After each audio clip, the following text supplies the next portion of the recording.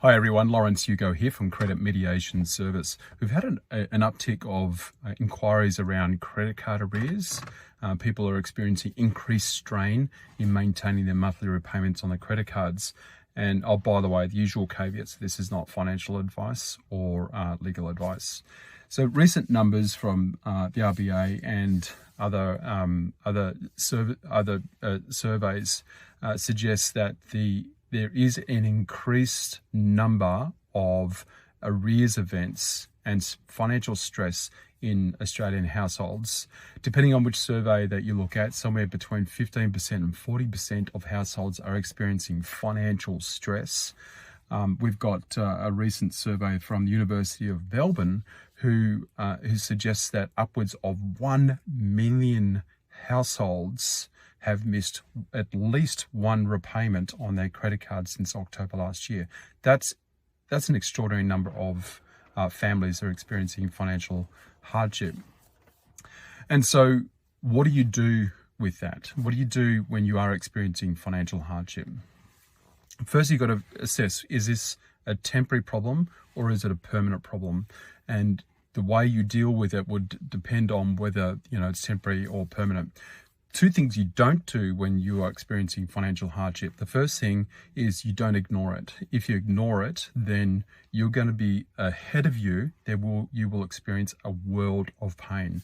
The account will fall 30 days in arrears, then 60, and then 90. And as the arrears increase, so will the intensity of the bank in collecting that debt with text messages, phone calls, letters, and eventually the bank will outsource the debt or sell the debt to a debt collection agency.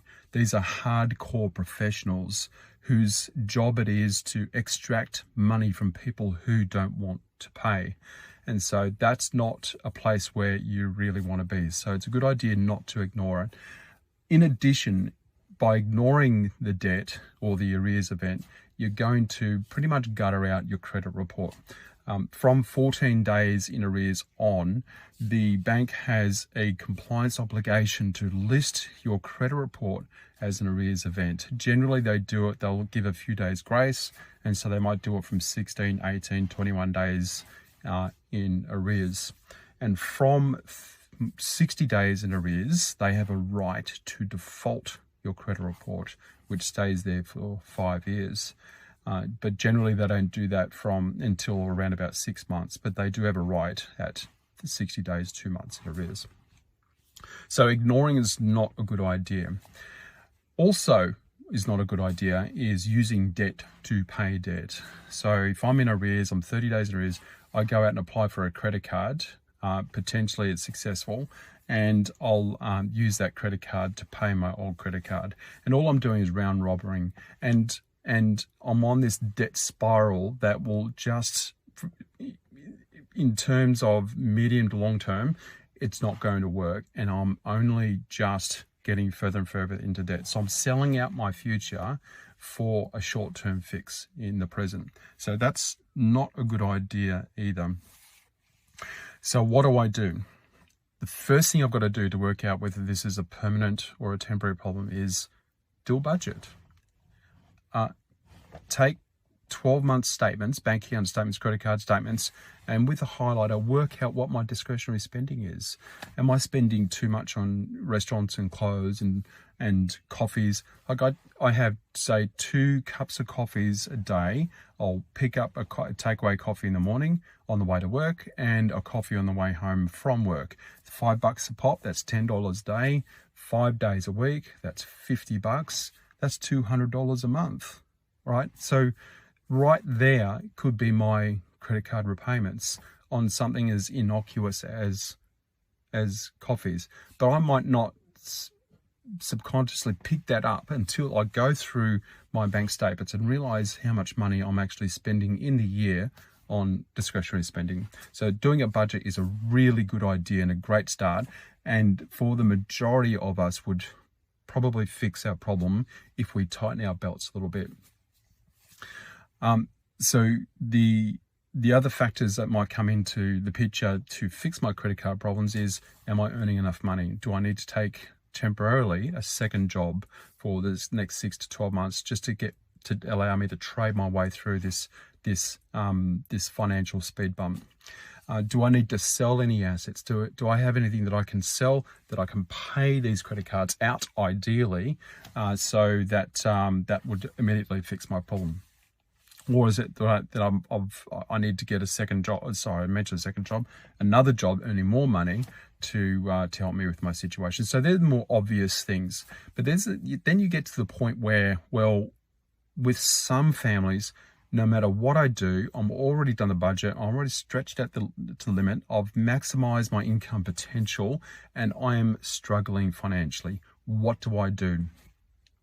So a recent survey from finder.com.au was really interesting. They found that through their survey, those people who are experiencing financial hardship, 51% of them dipped into savings to fix their financial hardship. But that's a pool that's slowly draining. Because eventually you're going to exhaust all your funds. 19% sourced extra funds from family, like cousins and uncles and mums and dads, the bank of mum and dad, right? And 18% sought assistance from their bank through financial hardship. So what that suggests is that there is a number of people, and it is growing, according to bank statistics, that if you reach out to your bank, they can offer financial assistance through their financial hardship policies. So under Section 72 of the NCCP, the banks must, under law, consider your financial hardship application. They don't have to approve, but they must consider. And if your financial hardship situation is genuine, then they should approve a 3-month payment holiday or a 3-month payment moratorium. That moratorium is, and let's be clear about this, it's a temporary fix. All it does, it gives you a 3-month payment holiday to give you time to reconcile your situation, to change whatever it is that you need to change, and then get back onto track again. So ideally, that policy is really about, look, I've just lost my job. I'm looking for a new job. I've got back issues. I'm off work for a little while. It's a temporary problem which required a temporary fix. But if your financial hardship is permanent, then it's not going to work. So what do you do from there? The next point of consideration is you seek the service of a professional. You can talk to a debt negotiator. And what a debt negotiator will do is they would assist you by changing the structure of your loan entirely. And broadly speaking, there's 2 options a debt negotiator would consider. The first is a settled outcome. If I owe $10,000 on a credit card, I can negotiate that down to, say, $2,000 as a settlement. The banks approve through very hard negotiations. The bank will approve a settlement of, say, $2,000, and it's always case by case because not every client can get that. But they approve a $2,000 settlement.